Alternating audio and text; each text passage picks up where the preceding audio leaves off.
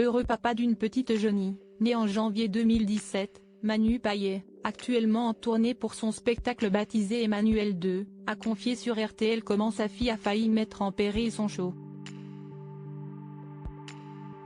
L'acteur, humoriste, scénariste, réalisateur, mais aussi homme de radio et de télévision a avoué avoir eu une grosse frayeur.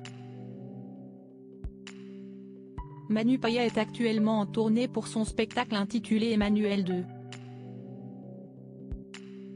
Son show a déjà rencontré un franc succès à travers la France et tout particulièrement à La Réunion, dont il est originaire.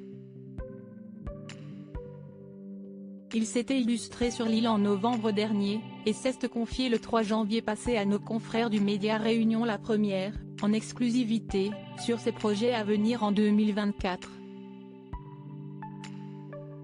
Il regrettait notamment de ne pas pouvoir être présent à La Réunion pendant les fêtes parce qu'il devra travailler. Le planning est assez chargé. Cette année, je ne pourrai pas venir pendant les fêtes parce que je travaillerai malheureusement, mais je serai, et j'en suis ravie, au Théâtre de la Madeleine à Paris. CST, un magnifique théâtre où j'ai joué quelques dates l'année dernière. J'y finis l'année, avec le spectacle Emmanuel 2, note de la rédaction, et j'y serai pour 6 semaines en novembre et décembre, même pendant les fêtes, détaille l'ex de Géraldine Nakache.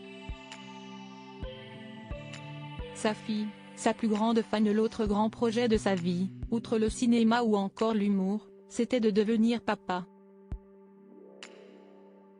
En janvier 2017, son rêve se réalise.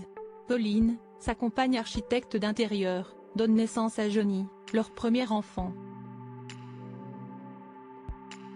La quarantaine dépassée, l'humoriste se confiait l'année dernière, en janvier 2023, à nos confrères de Télématin sur ce rôle cher à son cœur. J'apprends sur le tas, et j'apprends sur le tard. Et si est-il plutôt chouette, déclarait-il. Il ajoutait, je pense qu'on est plus indulgent avec soi-même lorsqu'on a un enfant sur le tard. Et on est plus indulgent avec ses parents.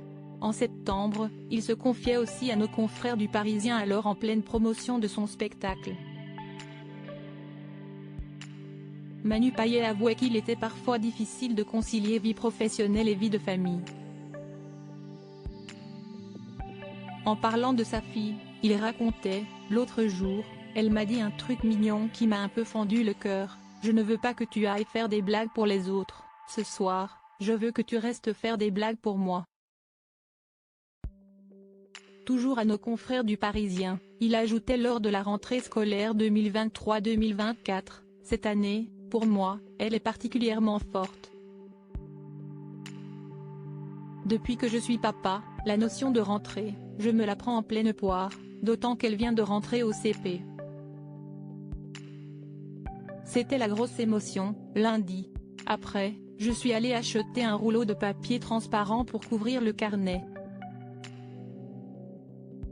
Le truc qui te remet dans des stress. J'avais l'impression que c'était moi qui faisais ma rentrée.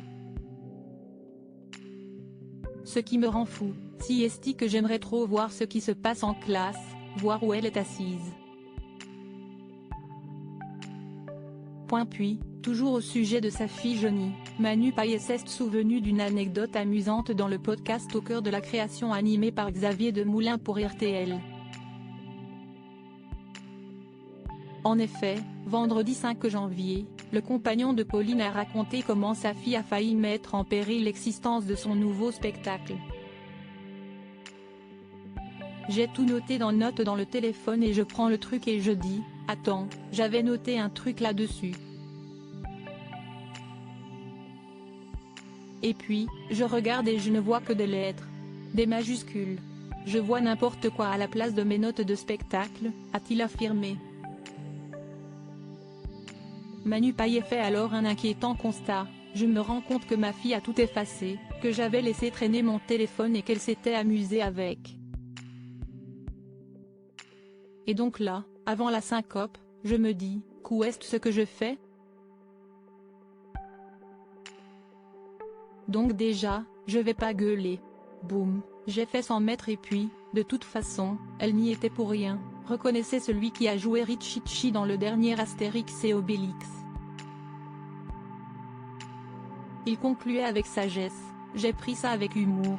Je me suis dit elle ne veut pas que je parte en tournée donc elle doit se dire, au fond d'elle, si papa n'a pas de texte, il reviendra plus vite et j'ai trouvé ça chouette.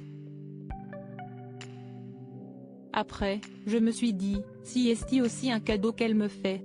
Je n'étais pas sur la bonne piste, je vais tout recommencer. Tout est bien qui finit bien.